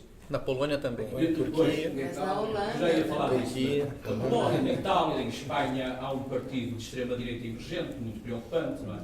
Na Itália, e que está no poder também. A questão da Turquia também merece alguma sensibilidade política para interpretar esse fenómeno muito específico da sociedade turca, e depois ainda há os problemas relacionados com a questão do islamismo e como é que ele se exprime numa sociedade que foi numa sociedade laica, como é a sociedade turca, não é? E que neste momento essa laicidade não parece de facto uma conquista irreversível a partir do Erdogan, não é? Perdão, a partir do Ataturk. Mas isto para dizer o quê? Voltando ao Brasil, que particularmente sou muito sensível, julgo que nem vale a pena dizer, por questões de natureza sentimental, diz muito o Brasil, por todas as razões, até familiares. Mas, voltando ao Brasil, eu gostaria que vocês, talvez, nos pudessem esclarecer um pouco melhor. Eu até diria assim, o Brasil também para nós portugueses é o outro. Nós também olhamos para o Brasil como o outro. E vocês falaram aqui muitas vezes sobre o outro. Em primeiro lugar, o outro é que, digamos, explicita a minha própria identidade.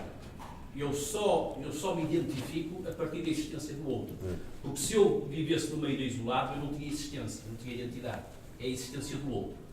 Se este princípio for, de facto, suficientemente explorado, quanto mais o outro se distancia de mim, pela cor da pele, pela sua situação económica, social, etc., mais, digamos, paradoxalmente, mais o outro me merece respeito, mais o outro suscita a conversação.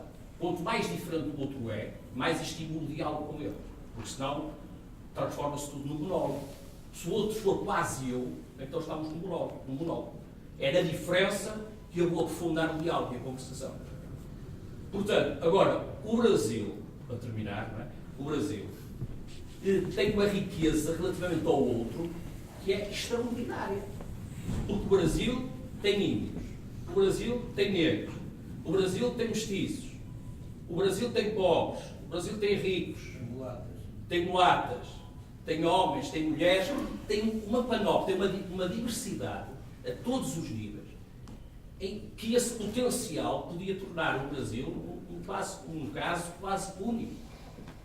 Em termos de afirmação, da possibilidade de convivência e de diálogo e de conversação entre as diferenças, e entre a pluralidade das diferenças. O que é que terá levado, quais serão as causas que levou a que o Brasil seguisse? E são milhões de brasileiros. Porque para mim, o que é preocupante não é pensar que o Bolsonaro é um epifenómeno. É pensar, possivelmente é muito mais do que isso. É algo muito profundo que se tornou, quer dizer, que vocês já falaram aí várias vezes, havia algo latente na sociedade brasileira que ia ameaçando emergir a qualquer momento. Mas o que emergiu tem uma dimensão telúrica sob o ponto de vista social e político. Não é um epifenómeno, não é um fenómeno isolado. E esse triunfo é o triunfo não da política, mas do discurso apolítico, do discurso contra a própria política. E isso eu acho que é das coisas mais preocupantes que pode haver. Eu acho que a esperança, eu não sou muito otimista, eu aliás gostaria, só para terminar, peço desculpas, já me estava a alongar, mas é que o progresso não é uma espécie de seta em direção a um alvo, uma seta que não volta para trás. Quer dizer, como se nós acreditar ilusoriamente que nós progredimos e não há retrocessos, nunca é possível voltar atrás, nunca é possível voltar à barbárie. Isso não existe. Porque nós vimos o que se passou na Jugoslávia, na década de 90, isso não existe. Os campos de concentração estão aí, batemos à porta outra vez, possivelmente. E essa ameaça tem que ser primeiro reconhecida para se tomar uma posição política de grande resistência face ao que paira neste momento, de uma forma que vai como uma tinta calastra por todos os pontos do globo. Muito obrigado. Muito obrigado. Primeiro, dizer que nestes 8 meses, ficámos, acho que muitas pessoas ficaram em estado de fascinação com esta redescoberta, não de um outro, mas nós é que passámos a ser outro agora para o Brasil. Como sabemos que estuda estas questões dos pós-colonialismos e dos centros que eram periferias e as periferias que se tornaram centros, esses papéis inverteram-se totalmente. Nós é que somos o outro agora para o Brasil. Primeiro visto, um esclarecimento. Depois, dizer que para mim, uma imagem da esperança foi dada ontem pela aula que o professor Marcelo Ferraz nos deu, na sua praça. Não sei se lá atrás conseguem ouvir. Sua praça das Artes. Fala. Uma imagem de esperança no Brasil atual. É a Praça das Artes, da confluência cultural, de tudo aquilo que é necessário para haver esse nivelamento social, cultural, que é essa a esperança do Brasil do futuro, penso eu, que nos querem fazer passar com a vossa mensagem. Depois, uma questão. Como é que o Brasil, nação emancipada, nação de convivência mineira, e obrigada também pela nota que nos deu, porque eu desconhecia essa revolução escrava haitiana, curiosamente achei interessantíssima. Como é que o Brasil, tendo-se emancipado, e a pergunta é para todos, como é que há um contrassenso político que persiste? Ou seja, como é que a ditadura é reincidente? Como é que o povo não impede que essa ditadura se manifeste novamente? Havendo esta multiculturalidade e esta riqueza racial, cultural, como é que isso não foi barreira para que essa ditadura não acontecesse novamente como está a acontecer agora? E a pergunta é para todos. Se calhar tínhamos uma outra intervenção e depois nas respostas nós percorremos os diversos temas. Acho que é mais frutuoso. Vá alto.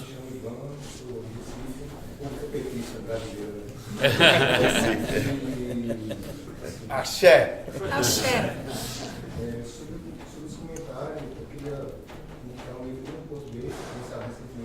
professor Fernando Rosas, lançou um livro chamado Salazar e os Fascismos. Acabou de sair, né? É formado e aí ele tem trabalhado sobre isso. Recentemente ele foi na Universidade do Porto e a gente perguntou sobre o fenômeno Bolsonaro. Se ele achava que era ditadura e tal, e ele disse que a ditadura no Brasil tem um fenômeno específico, assim, muito bem articulado. Então, a ditadura, por exemplo, não se fixou em um só personagem. Quer dizer, tiveram vários presidentes, civis, não tiveram Congresso, né, mais ou menos aberto, 2 partidos. Então, quer dizer, que são coisas que, no imaginário coletivo, acabaram misturando a ideia de ditadura ou não. Por isso que ainda existe essa lógica, né, conservadora de dizer, não teve ditadura, porque o formato é bem diferente dos demais. Mas, assim, eu gostei muito da fala do Guilherme em 2 pontos, né, que é, ainda sobre a ditadura, o professor Carlos Fico, com o qual eu conversei no Rio de Janeiro, tem um artigo chamado Prezada Censura. Esse artigo é interessantíssimo, porque ele diz o seguinte: o pior da ditadura não são os censores, são os vizinhos. Então ele trabalhava com essa lógica de que, tipo assim, quem nos vigia são os censores, sabe? Esse artigo é o seguinte: era de cartas de civis que escreviam para a ditadura militar. Os grandes censores eram os civis, não eram os militares. E é uma coisa que tem acontecido recentemente, quer dizer, quem municia o Bolsonaro não são os militares, são os vizinhos que municiam, que estimulam o Bolsonaro, né? E recentemente na Universidade do Porto, na Faculdade de Letras, veio o José Crispiniano, que foi assessor do Lula, né?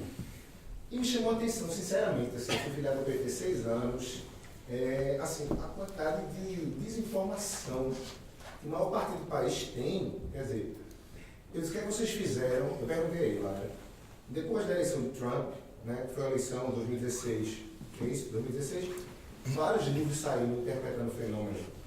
Inclusive ele não, quer dizer, que foi o não Trump, quer dizer, até isso reviviram no Brasil, a oposição dando munição. Eu disse: ninguém estudou no PT, vocês disseram que não, a gente mandou para a justiça. Que justiça? A mesma que condenou Lula. Então, quer dizer, o PT está perdido, que é o maior partido da oposição hoje, está perdido, não sabe o que fazer, né? A gente está emocionado, como o Camilo falou, em pequenos grupos, com bolos lá, mas realmente é uma situação muito complexa, porque, sinceramente, eu acho o Boulos um dos caras mais corajosos do país. Ele podia morrer a qualquer momento.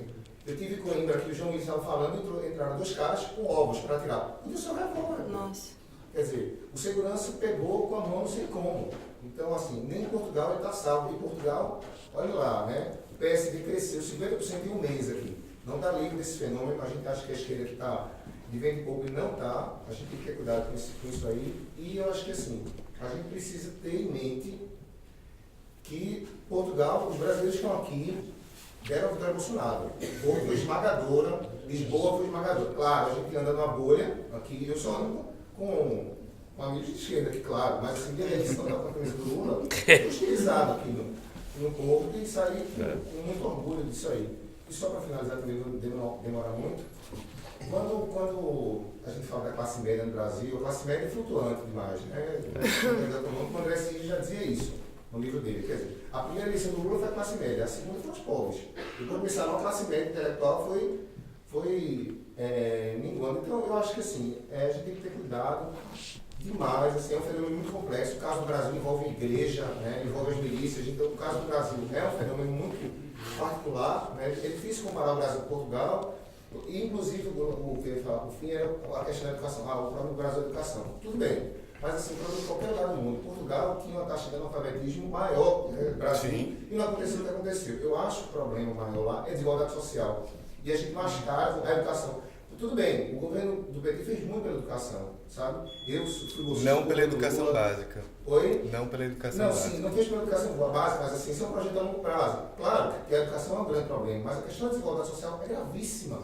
É gravíssima. Porque, por exemplo, imagina uma criança na escola com fome, ela não vai estudar. É aquela lógica de Marx, Hegel, né? Você come ou você pensa primeiro? É uma pergunta difícil. Você come ou você pensa? E aí? Então eu acho que assim, é um fenômeno complexo, né? Falar sobre. Claro que eu sou professor, sabe? Universitário, tal. Mas assim, eu acho que falar que o problema da educação também a linha é muito tênue entre a educação e a desigualdade social, que no Brasil é uma coisa muito perversa. E Camila, só para terminar uma fala, eu acho que assim, essa relação problemática que o Brasil tem com Portugal de fechar, né? Tem a ver também com a lógica colonial. Porque, por exemplo, o discurso do capitalista, que ronda a ideia de que a sociedade perfeita, a sociedade portuguesa ainda não engoliu. Então, tipo assim, os discursos pós-coloniais, a galera que Eu tenho professores aqui no doutorado em História que amenizam, não, mas escravidão sempre existiu. Peraí, pô, escravidão sempre existiu. Quer dizer, então eu acho, como diria o Arnaldo Tunes aqui no show do Tribalistas, ele disse assim, chegou a hora da gente colonizar vocês, tá? Então, eu acho difícil também a gente criar uma relação historicamente conflituosa, né?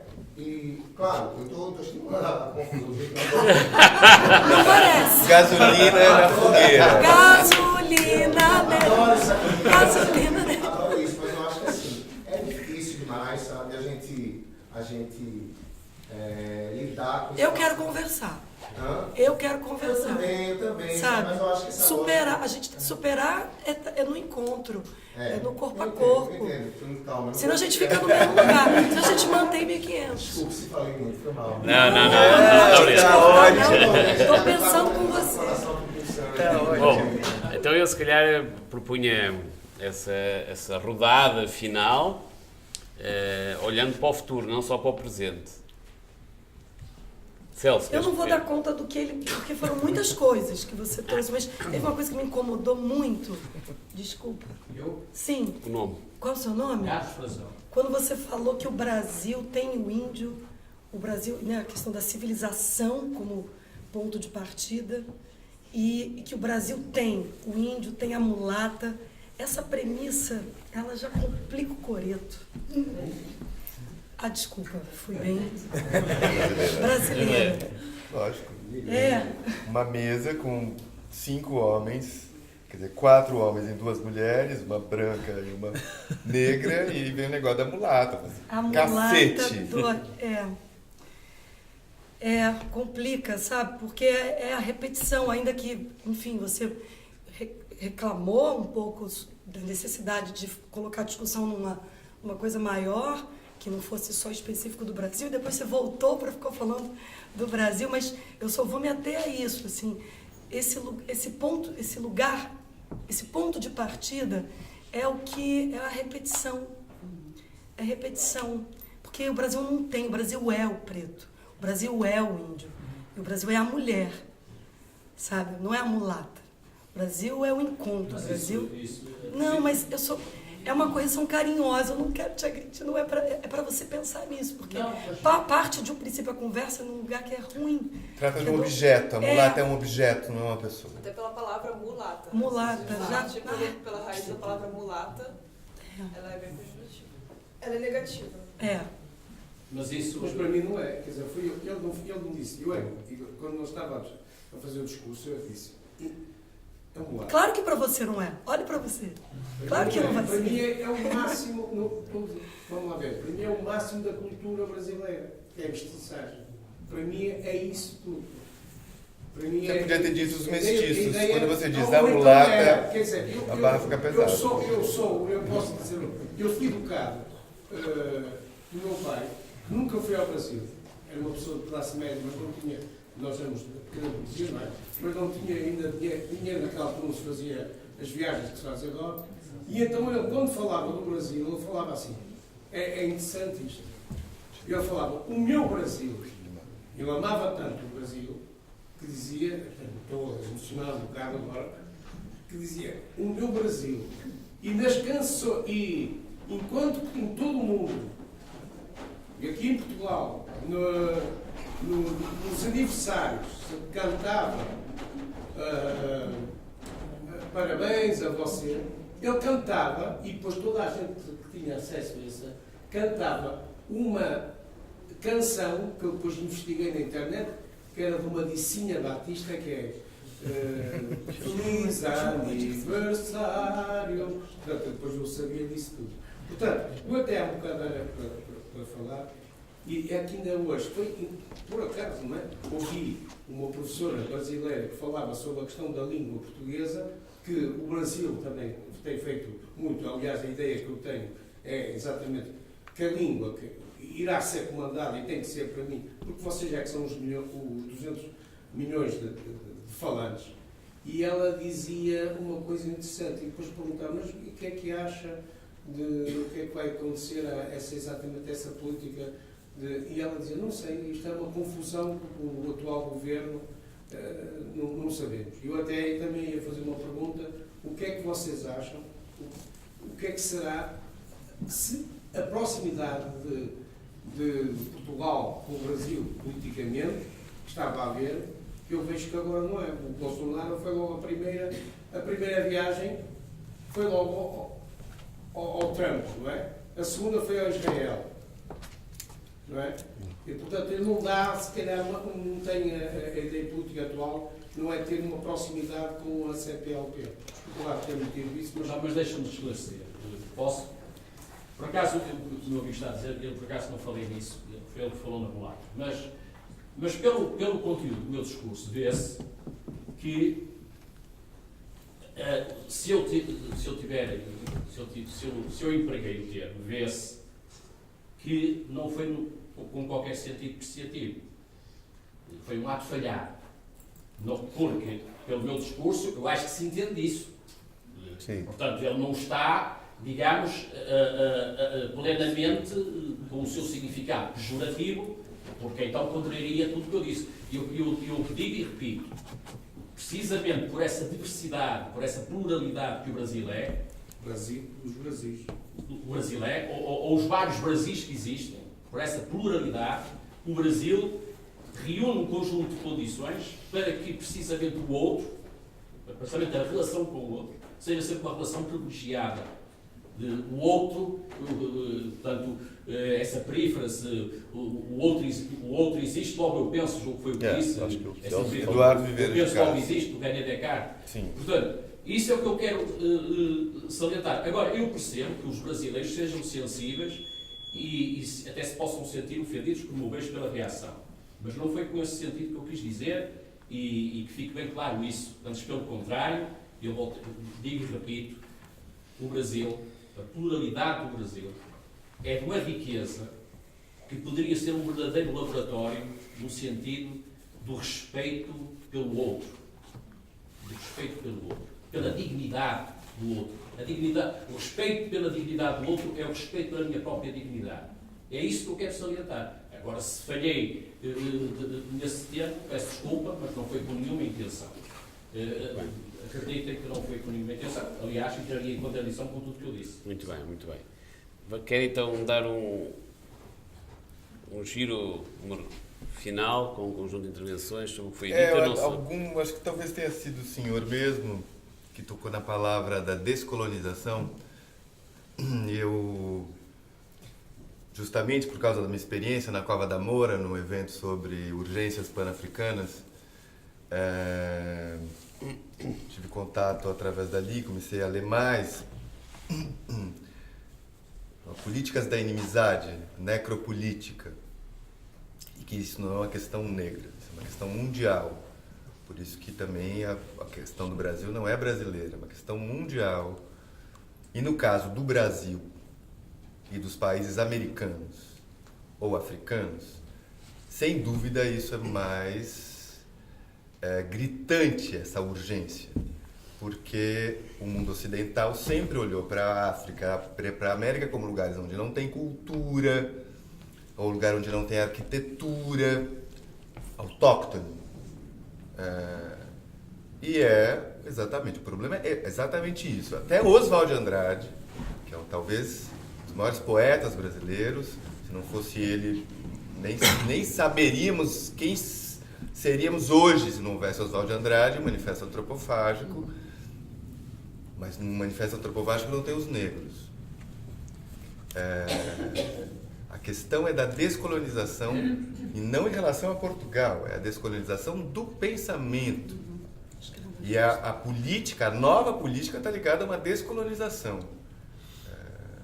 Eu acho que isso, inclusive a questão mundial dos fundamentalismos, está ligado? Mas na África, na América, a coisa é muito mais importante, porque são séculos de um discurso oficial e mundial dizendo que não. Até a construção de Brasília, isso a gente tentou deixar isso claro ontem no ato 3, no tempo 3, de que há um conflito imenso na criação de Brasília, porque a criação de Brasília são homens brancos olhando para o interior de Brasília e falando assim, vamos olhar para dentro, mas não vamos olhar de dentro, porque olhar de dentro pode ser perigoso.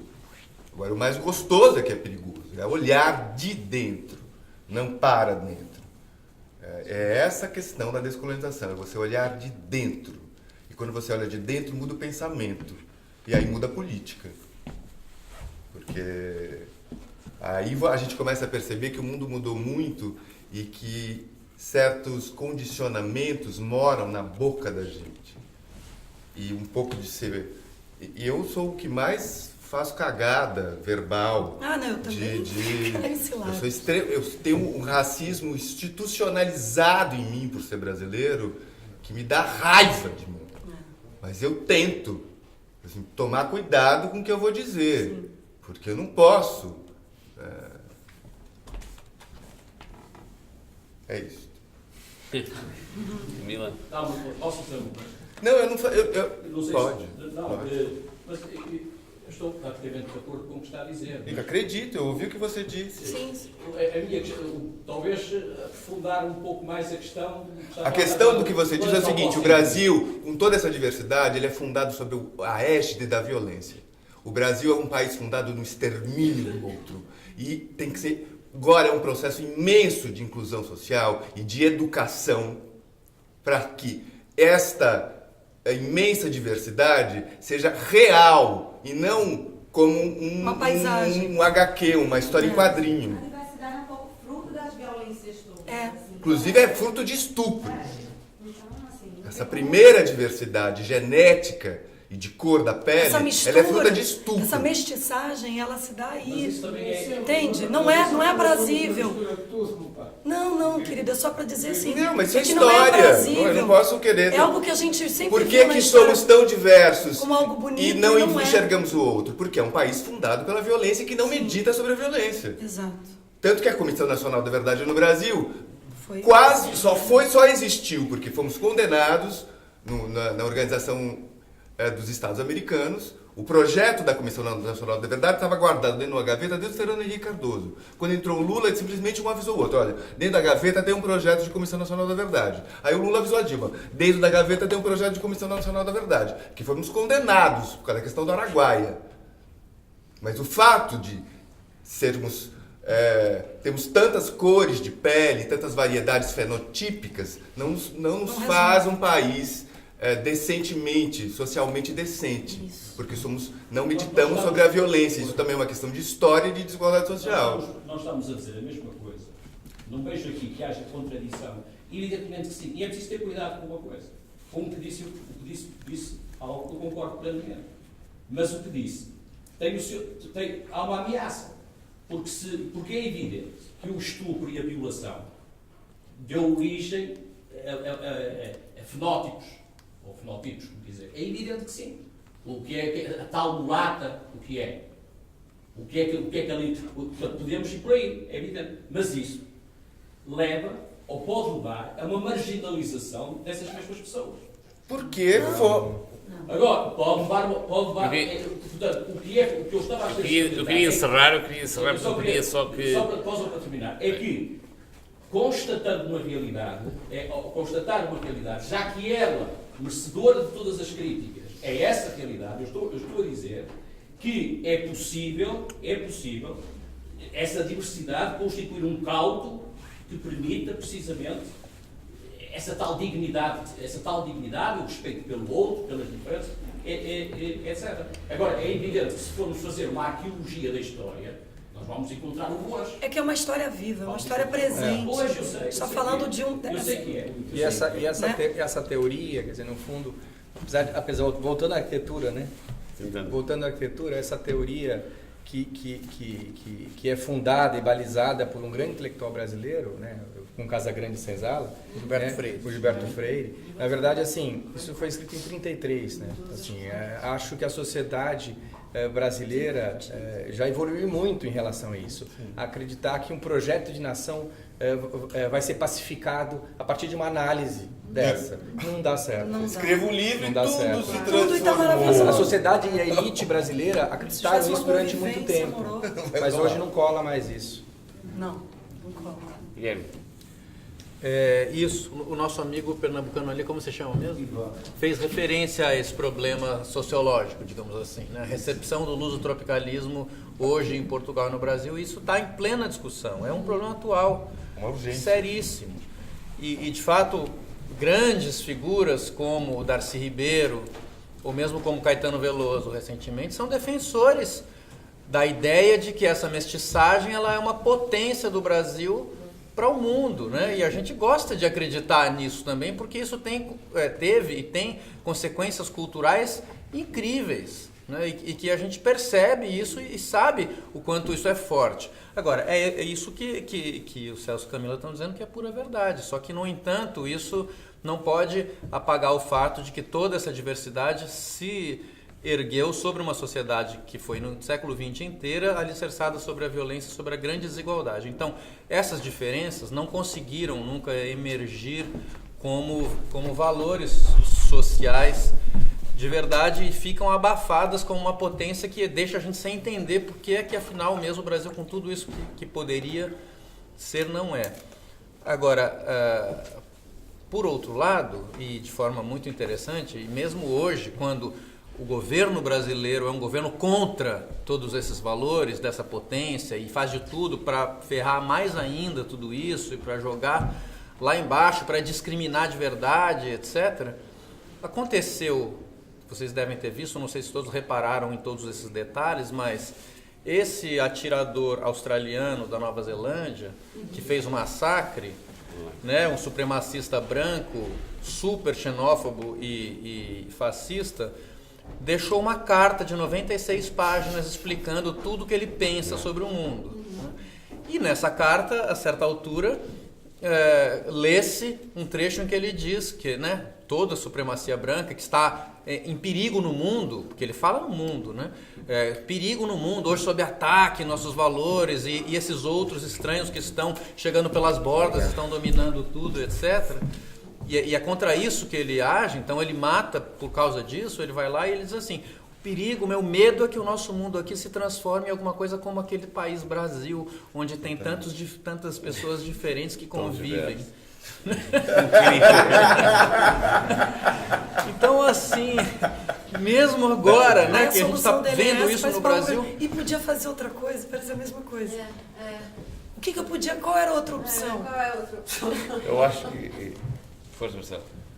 Eu acho que nós vivemos hoje esse embate, justamente disso que você coloca e disso que o Celso também coloca, essa violência fundacional do Brasil, não é? Quer dizer, com essa doçura que a gente vê na música, que a gente viu no filme do Zusa, na aula que a gente viu na música deles ontem também. Quer dizer, como trabalhar com essas questões sem jogar fora completamente a poesia que nos faz brasileiros, não é? E que nos faz brasileiros e lidar com essa violência sem adotar também um modelo americano para tratar essas questões, que é outro problema que acontece no Brasil. Essa visão, às vezes, americana de tratar a questão negra, a questão assim, vem também junto com uma outra invasão meio americana, que é esse fundamentalismo religioso, não é? Os evangélicos, pentecostais. Os evangélicos também faz parte desse descuido nosso dos últimos anos. Sim. Todos os presidentes, prefeitos, governadores iam lá beijar a mão na inauguração de uma igreja. Aliás, está ali no filme do Templo Salomão. É o descuido, certo? E para tocar numa questão que você colocou também, eu acho que você pergunta, mas como o povo deixa acontecer? Em Angola está a acontecer uma reação que está a mudar muito, até o FMI agora até diz bem que já, neste relatório de Angola, a reação do governo, do atual governo, é em relação ao perigo evangélico. E está a dar toda a força à Igreja Católica, que seria uma espécie de tampão de evangélico. Pois é, eu me lembro do Edir Macedo quando quis comprar o Coliseu aqui no Porto. E o movimento que foi. Não é? Manifestação cultural, com grande música amarrado às grades. Mas no Brasil isso é o contrário, o movimento é a favor, de uma forma geral. Comprando cinemas. comprando cinema, fechando cinema. Então, a gente tem que abrir o olho mesmo. É muito complexo. A sua pergunta é quase que sem resposta, porque você diz, como é que o povo deixou a ditadura vem voltar, vem voltar? Ora, o povo sempre foi mantido ali, sabe, sem educação, certo? Sem educação nesse sentido. Né? A ignorância ajuda a fermentar esses momentos, essa ignorância mesmo, de não saber a história, de não ligar a história, de não fazer... Então, é isso que é a ignorância, não é uma ignorância, um termo abstrato que a gente serve para xingar o outro, seu ignorante. Não, ignorância que está em todos os segmentos sociais. Né? Exatamente. E na elite, principalmente, assim, quando eu falei da elite, essa elite ignorante, nojenta, escrota, esse que eu falei, é o Miami, é o... Se a elite quisesse, já teria mudado essa história há muito tempo. Né? O problema é que ele... É a distribuição de renda, mesmo. A questão do Brasil é essa. Gostava de colocar aqui uma questão muito breve, provavelmente vai incendiar um pouco mais o debate, que é, apesar de todas as reflexões que todos fizeram, todas até constatações do Brasil na atualidade, pegando no início da conversa, no que disse o Marcelo, neste beco sem saída, em que é que podemos conversar para sair deste percurso fechado?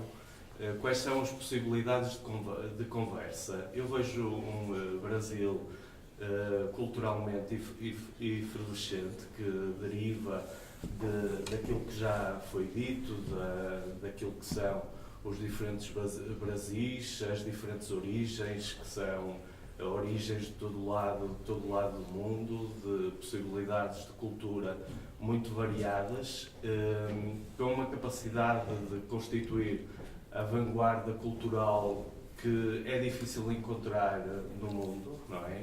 Encontra-se através da Elsa Soares ou antes dela, muito antes dela, a Clarice Lispector, em Oswald de Andrade, numa quantidade sem fim,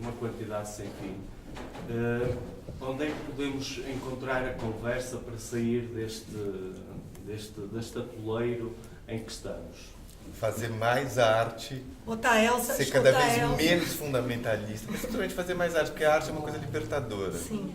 E quanto menos obviedade política tiver, mais política é. Bom, eu estou... Só uma coisa, eu queria lembrar, eu lembrei do negócio, esse rapaz chamado Ivan, eu não tenho nada contra a distribuição de renda, porque eu sou a favor demais. É que eu lembrei de uma coisa, justamente Jorge Maltner, que é uma pessoa que eu conheço relativamente bem.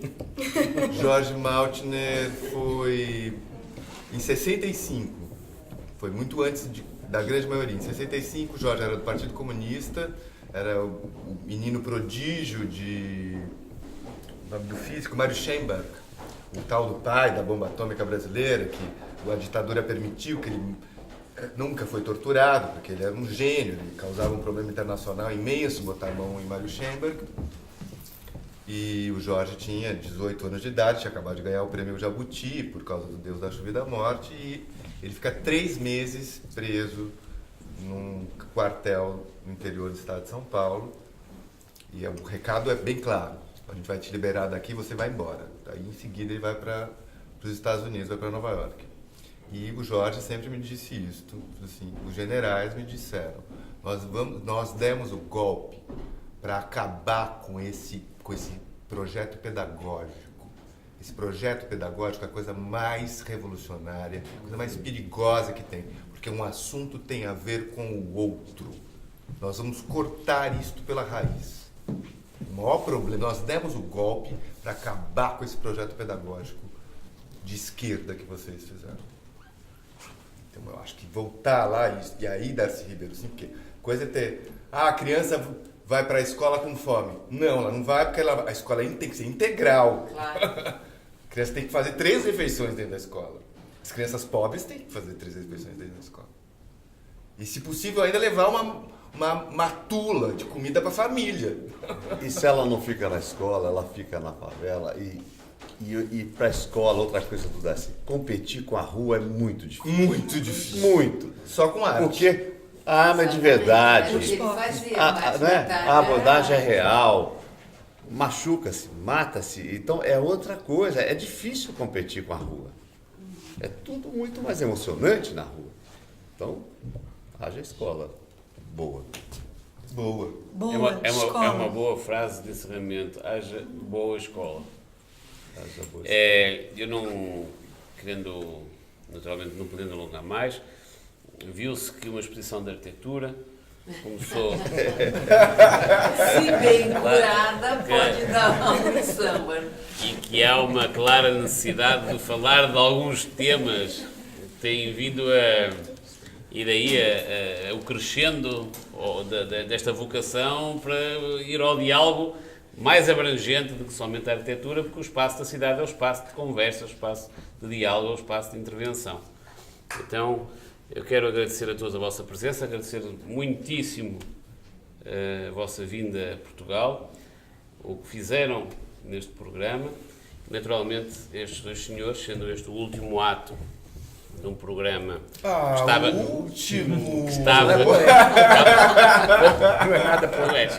estava calendarizado, poderá provavelmente se estender, mas mesmo que se estenda, não fica nunca aquém do esforço que estes dois curadores fizeram em trazer esta belíssima exposição, de responderem à casa, aos desafios que a casa lhes fez de forma entusiasta e nunca negarem poderem ir mais além, sempre mais além, e mais além, e mais além. Eu quero agradecer publicamente aqui este trabalho. Foi... Ir mais além é o mínimo que o Nuno espera. E eu, do ponto de vista pessoal, tenho que dizer isto, foi muito divertido trabalhar com estes dois senhores, foi muito prazer em fazê-lo e aprendi muito a ir ao Brasil e conhecer-me e reconhecer-me no Brasil durante estes 3 anos. A Casa da Arquitetura é e será sempre a casa também da arquitetura brasileira, também do Brasil, porque a arquitetura é a forma física da cidade, que é o espaço de encontro. Muito obrigado a todos, muito obrigado a vocês. Muito obrigado.